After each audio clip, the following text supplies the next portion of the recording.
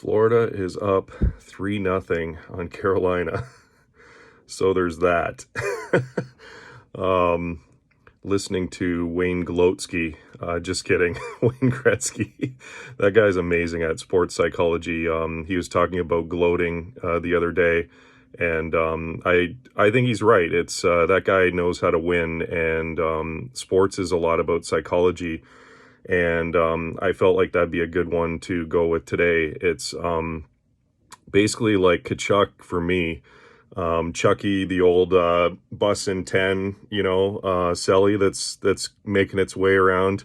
I like that he was with the team tonight. So anyways, yeah, like confidence is a huge thing in sports. And I think, with the Leaf stuff going on, maybe I can touch on that. But I think like Kachuk and some of these other guys, if you have reporters in your organization who are, super woke, like talking about, the like the rainbow jerseys and other things, and I think if players just want to say like next, I'll take the next question. If they don't want to answer something, I think they should do that more.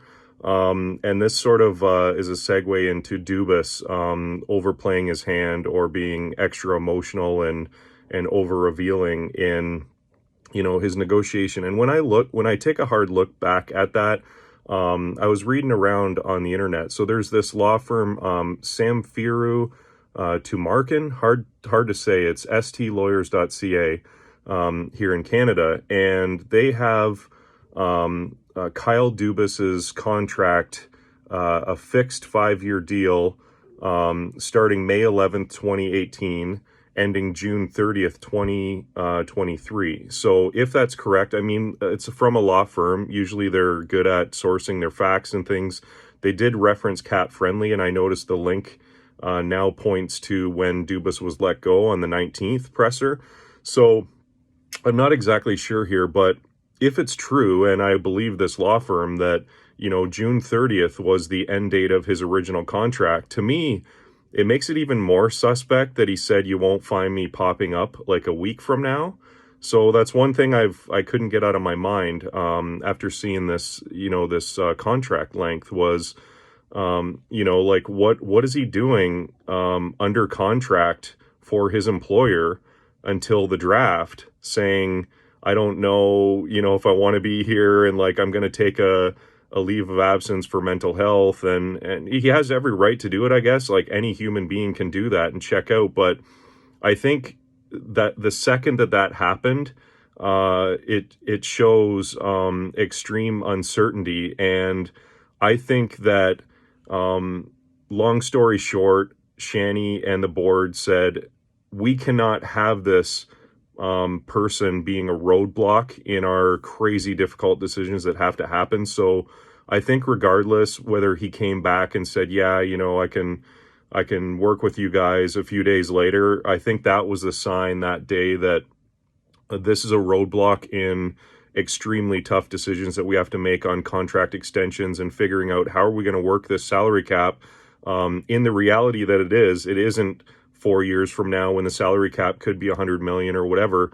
It's now. And you've got these crucial decisions, as I talked about the other day with the apple cart, you're going to tip over in 2 years anyway. So I think that they had to remove that roadblock or barrier that he put up on them because he wasn't willing to work with them in the process to make these critical decisions, like literally franchise altering decisions with what do you do with Matthews if he won't sign? Do you trade him for a bag of pucks? I'm kidding. But you know what I mean? Like if he's going to walk next year, I guess if you shop him around and people don't offer you what you think he's worth, because every GM, you're never going to hear the end of that, right? That was a terrible trade. Why'd you do that? But if you're, if he's got the hammer, as a lot of the guys have been saying, and, like a metaphorical gun to your head that you've got to deal him or he could walk next summer.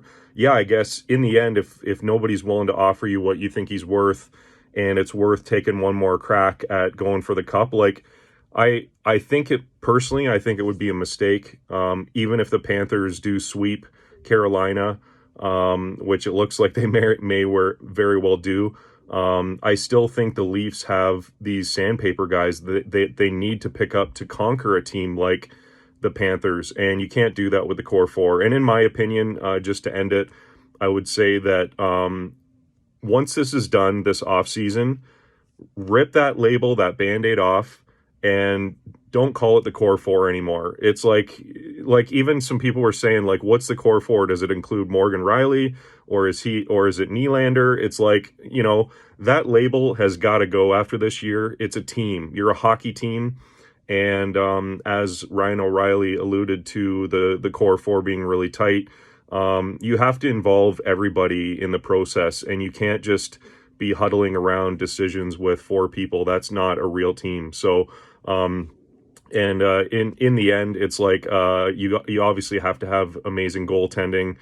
They do have questions with Matt Murray and Samsonov. Will he resign? I think he's an RFA, so he'll likely be back. And Wall, I think that'll be probably enough. So maybe Matt Murray is one of the pieces that you can trade along with like a Matthews or Marner, if you're going to do it. Maybe you literally run it back with a new coach. I think if you're trading, this is me. If you shop around Marner and Matthews, and maybe Nylander too, I don't know.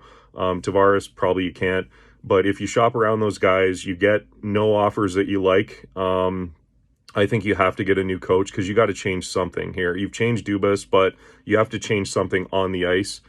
And in my opinion, if you change up the core four, and like I said, get rid of that label, you bring back a Ryan O'Reilly, a Chari, a Shen, and this is a team that's competitive, gritty, maybe a couple extra plumbing pieces on the wings. You make a team that can make a run, and you want a new coach for that, in my opinion. But I think you can reduce your risk, the new person coming in, or if it's like Pridham or whoever, some of these guys, insiders are saying he might take over.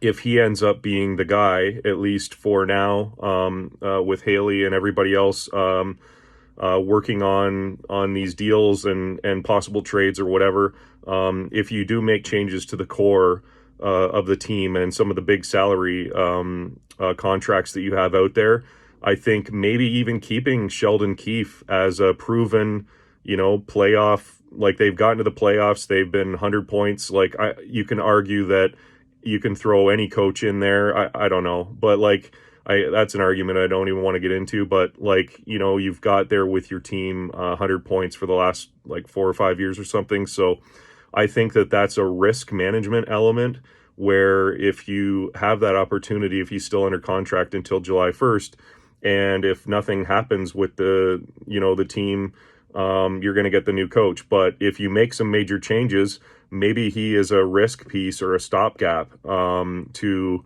say, hey, you know what? He's pretty good, pretty decent coach, and he got us there. And I think, that might be an ease of mind if you do make big changes to the core. You have some stability there with your coaching. So there's my thoughts. I didn't even say my opening line. Hockey fans of all ages, shapes, and sizes. So sorry about that. I'm trying to do that every time. I think it's maybe I trademarked that. But anyways, see you next time.